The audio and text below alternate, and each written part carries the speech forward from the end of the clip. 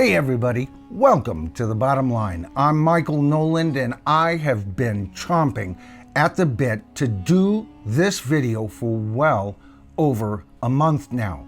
You see, yesterday I finally received my copy of the 50th anniversary, of course you know what I'm talking about, of Paul McCartney and Wings, Band on the Run.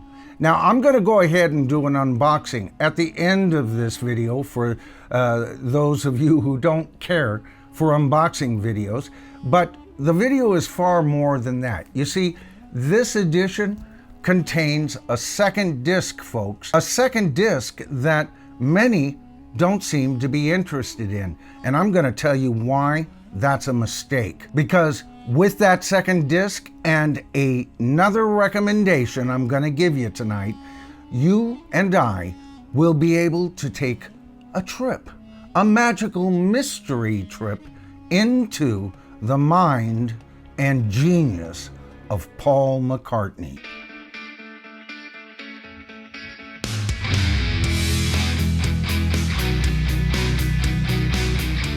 All right.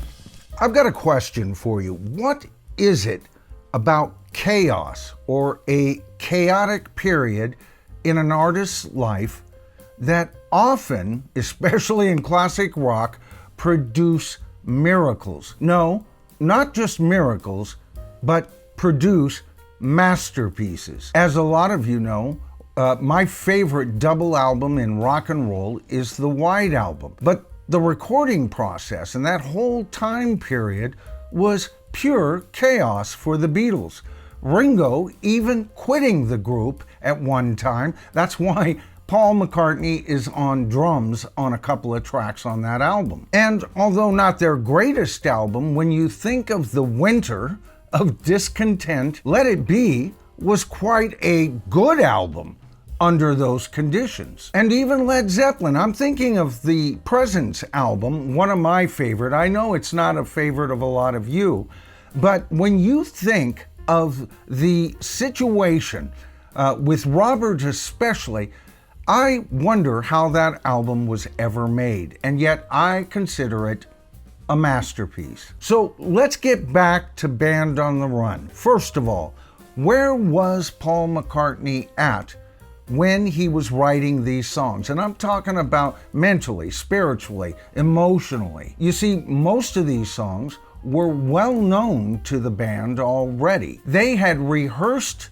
these songs prior to Paul choosing a studio in which to record it. And that gets me back to the whole idea of Wings. You see, I'm one of those people who differentiate Paul McCartney's solo efforts and his work with Wings. You see, Paul set that band up purposefully, naively perhaps, but purposefully to be a group of equals. He almost achieved that with choosing Denny Laine there. Some will say by including his wife, that severely hampered the group. I do not subscribe to that thought at all. I think by adding Linda to the band, and I always thought she was a fine vocalist, he added an almost gypsy flavor to the band. Now, if you're a second generation or third generation Beatles fan or Wings fan, maybe you don't know what I'm talking about. But when Paul put this band together,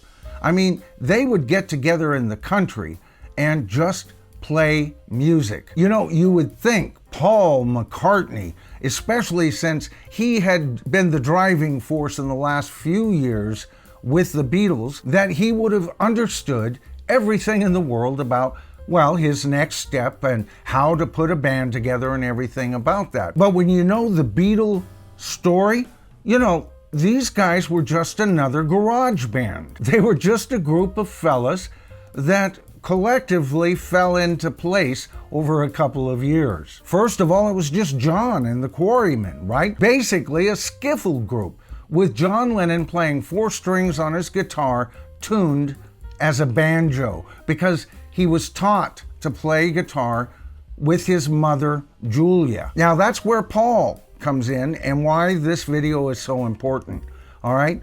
Paul showed up at a fete. I'm still not sure what a fete is, What, is that a block party? A block fair? But I've read all the books, so we'll call it a fate tonight. And he saw John and the Quarrymen playing. Years later, Paul would say that his most potent memory of that meeting was John's breath. You see, John had been drinking heavily. But during their break, John was introduced to Paul, who not only was a decent guitar player and good singer, and of course John could see the kid was cute, but he also knew how to tune a guitar. Now, John played it cool, you see, and he said, yeah, right. But over the days, he could not forget Paul. He even said years later that he had a choice. He said either he could remain the leader of his band and go on and be able to direct the band on his own, or he could include McCartney, because he could tell at that first meeting McCartney was nobody's chump, and make the band stronger and perhaps lose a bit of power. It wasn't long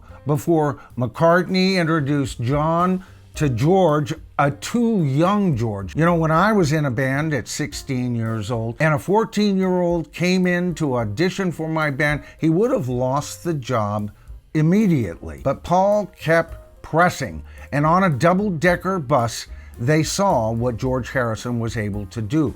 Now, years later, Paul would catch up with George as far as being a guitar player, but at this point in their history, George Harrison was a cut above these older lads. But keep in mind, see, Paul had to make a similar decision as John. He had just gotten into the band, and he had almost co-ownership with John at that point. And there was a danger of someone who could show him up in any way, and yet, like John, Paul curtailed his ego and wanted the best player. You know, that's one of the things I love about the Beatles. You see, he wasn't just a singer who could play guitar and play in a local garage band. He, on the side, for years, had already been writing songs on his own. Hell, he wrote When I'm 64 in his early teens. And yet, he had met his match with John Lennon, who had also been writing songs on his own. And as the Beatles got their recording contract, fame in Britain, and then world fame the following year, and really until 1966, it would be John Lennon who usually dominated in the songwriting stakes. Isn't that interesting? Now, don't you even begin to think that during those early years that this was a domination as far as songwriting strength. Paul was easily matching John on every album as far as songwriting quality. But John was a madman and writing like he, never would again, as far as him doing it every day. And by writing more songs, his best cream of the crop would often be on most of their singles. I even gave you an example of A Hard Day's Night. He wrote 10 of the 13 songs there. Paul wrote 3, but Paul's 3 songs are equally as good as any 3 songs you want to pick out of those 10 songs by John Lennon. But by the time the Beatles were done, in the couple of years leading up to that, Paul started dominating, and it's interesting. I think that he started dominating because for the first time, he was writing every single day, and John was backing off. That's what great bands do. When somebody is weakened, the others step up to the plate. And that's going to figure in to one of my upcoming videos about Led Zeppelin. I'm going to be taking a look at Presence and In Through the Outdoor, because you want to know something, folks?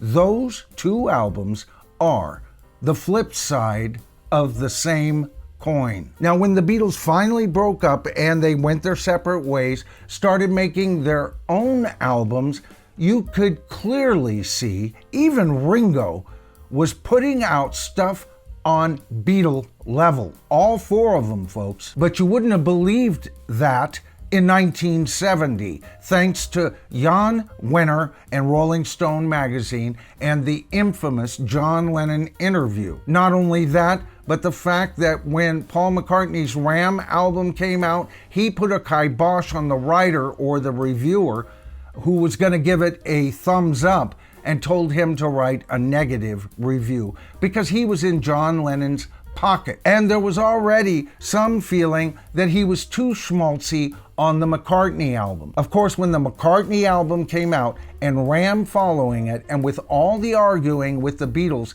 they would ask each individual Beatle in interviews what they thought of Paul's current album, and all three of them had nothing good to say about Paul. Backed up by Jan Winter and Rolling Stone magazine, there became this fallacy of thinking in those days, and it did filter down to the kids in the schools. I remember clearly getting a lot of flack from most of my friends for loving the McCartney album and Ram. All of them had bought in to the bullshit. Now, somewhere between the late 80s and early 90s, audiophiles came out of the woodwork. They always seem to do that, right? And they were all of a sudden singing the McCartney album's praises, considering it a prime example, if not the first example, of lo-fi music. And of course, Ram,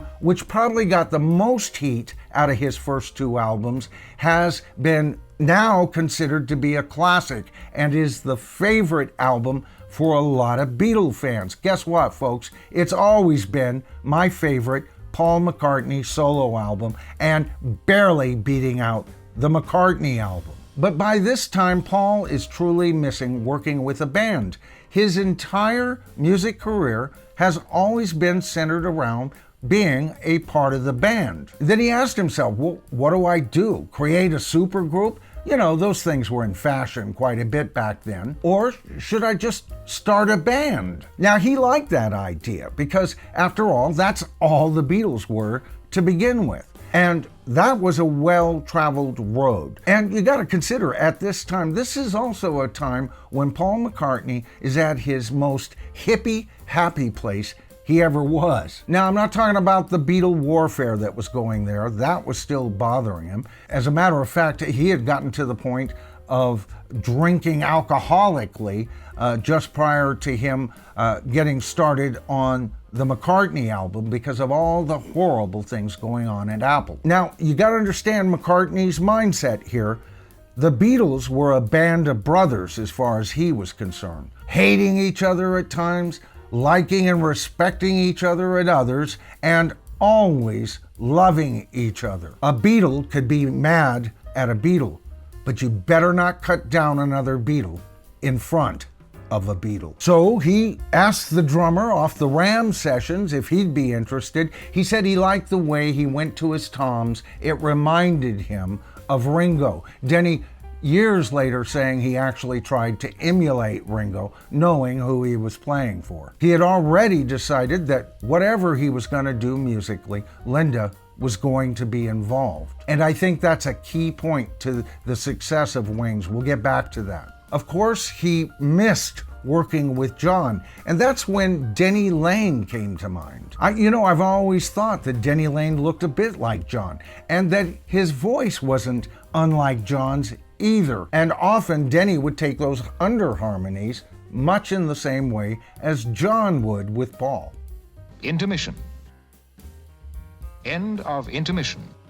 Of course, he asked Hugh McCracken if he wanted to be part of the band. He politely declined, finally getting Henry McAuliffe on board, a virtuoso guitarist, no doubt, and also a part-time ballroom brawler. This was the lineup that was prepping to record Band on the Run. Now, Paul had been given a list of studios all over the world, and he was looking for a studio that would in some sort of way inspire him. And of all places in the world, he chose Legos. Now, when he did that, he got the band notified and let them know, here's where we'll go. We'll get down there. Maybe we'll soak up some of the rhythms, kind of feel our vibe, and really groove into this album. Paul was very confident in the material he had written. The year prior to that, leading up to this,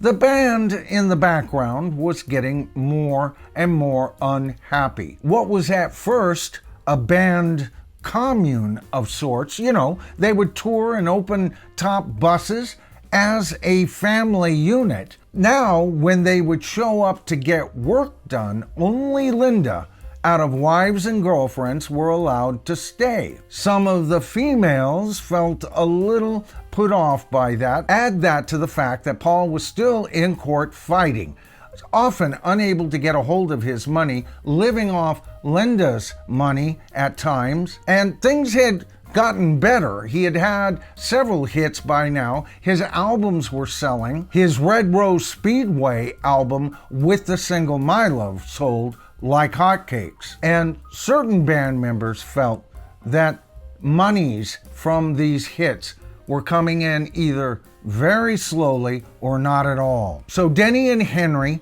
decided that was it.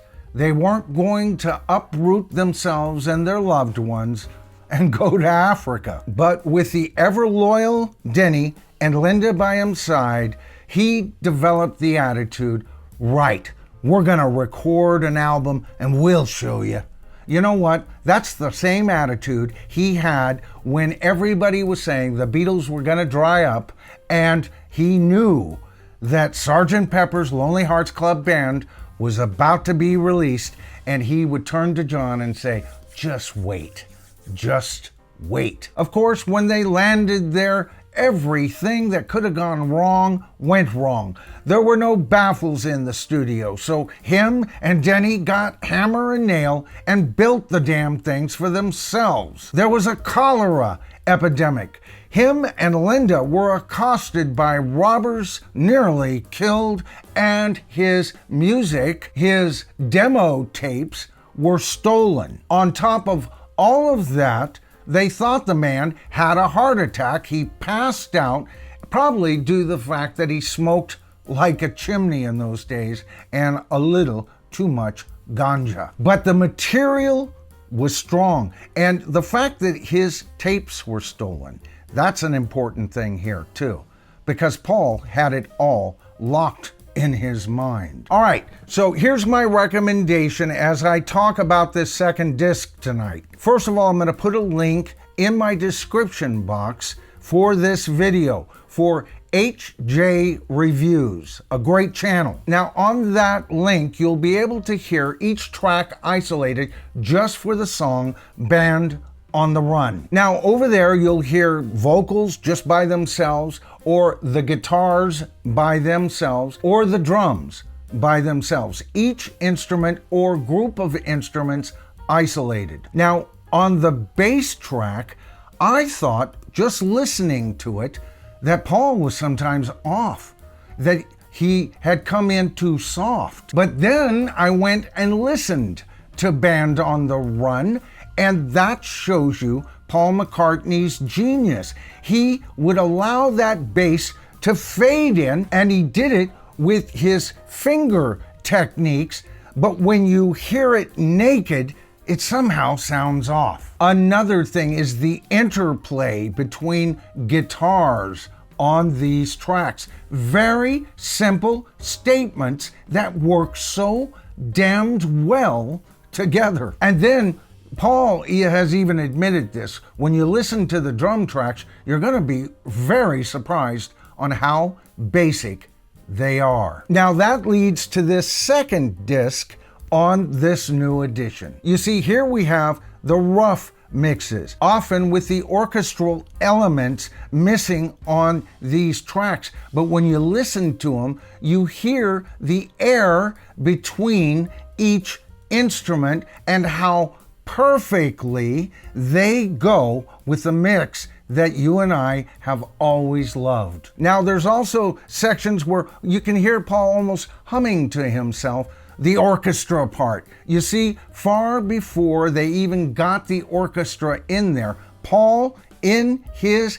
head, heard it. You could hear him bum, bum, bum, bum, or doing something like that on these mixes. And that's why this album is so very freaking important, folks. First of all, Band on the Run as a record is a pop rock epic. If you weren't there when this album came out, there's just no way to tell you how you could not escape almost every track on this album if you were listening to the radio. New Wings fans didn't give a damn that Paul McCartney had been with the Beatles previously. All right, folks, as I promised, the unveiling, all right? I love this cover.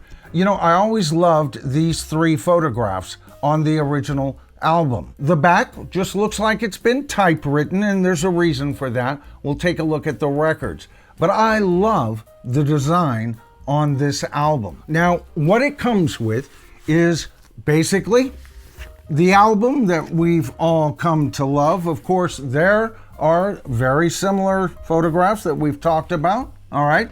And a beautiful cover. There's a whole story behind that. We'll get into that maybe at another time. And of course, you have the famous sleeve with the photograph of Paul, Denny, and Linda, and probably the gang that tried to steal Paul's tapes. It's never too early to start, folks. All right, and then, of course, you've got the lyrics, all right? Paul knew he had something. When artists will provide the lyrics, especially this early in time, that meant that they had something to say. They wanted you to pour over those lyrics. All right, and of course, the LP, I love the design on this. Just wonderful. All right, there you go. And the other.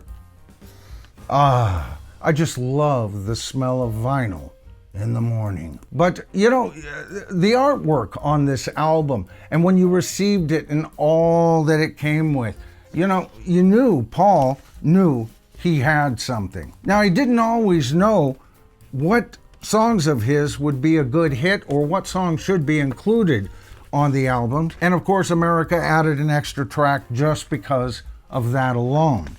All right, let me put this over here. And of course, I'd be remiss without mentioning that it comes with a poster you can hang in your front room so you can show your grandchildren or your children or your mom and dad. Who knows? Maybe they weren't into the Beatles and you are first generation Beatles for your family. Isn't that wonderful? There you have it. For that portion of the release, the Half-Speed Master of Band on the Run classic album. Now, for the second disc, you get this. I love this. I'm not sure, I'm not even going to look at that right now. We got to get down the line here. But, of course, it comes with its sleeve. And, yeah, there we go. And I love the work here. Now, the first disc, very lush, right? There are photos on it and everything else. Well, what we've got here is almost like it's a radio promo. Isn't that wonderful? Look at that. Just basic, kind of nice, not to overemphasize the material. After all, these are only rough mixes. And of course, in this jacket, you also get yet another wonderful poster from the era. Isn't that wonderful? Hope you guys can see that. I don't know how the lighting in here is going to pick that up on the camera. But all in all, for me, and of course I live here in California on the West Coast, but for me, this cost with tax and everything, $63, all right? Now, granted, a double album would have cost you about $5.99, $6.99 back in the day. When you think of that, this is expensive. When you think of the cost of vinyl these days and the cost of everything, and if it's an important enough album, I think $63, especially for this, and what you get from this is a steal. So if you're thinking of getting a brand new Band on the Run, get this version. This is the one to have. I love it. All right. Okay, guys, I'm Michael Noland. This is The Bottom Line. I want to hear from you. What do you guys think of Band on the Run? What do you think of this release? Are you going to get it? Is it important to you to know what's behind the scenes? It's important to me. I'm a musician. I'm a songwriter. I love all that stuff, right? But there are lessons for the casual listener as well. I hope you enjoyed the video tonight. If you did, please give me a thumbs up. That helps the YouTube algo dragon do a better job at dispersing this thing out to YouTube land. And if you haven't subscribed to the channel yet, I don't know, what can I say to convince you? All you have to do is hit that subscribe to the tribe button, then tap that top bell icon. You gotta always tap that damn thing. Otherwise you won't be notified of all my future videos.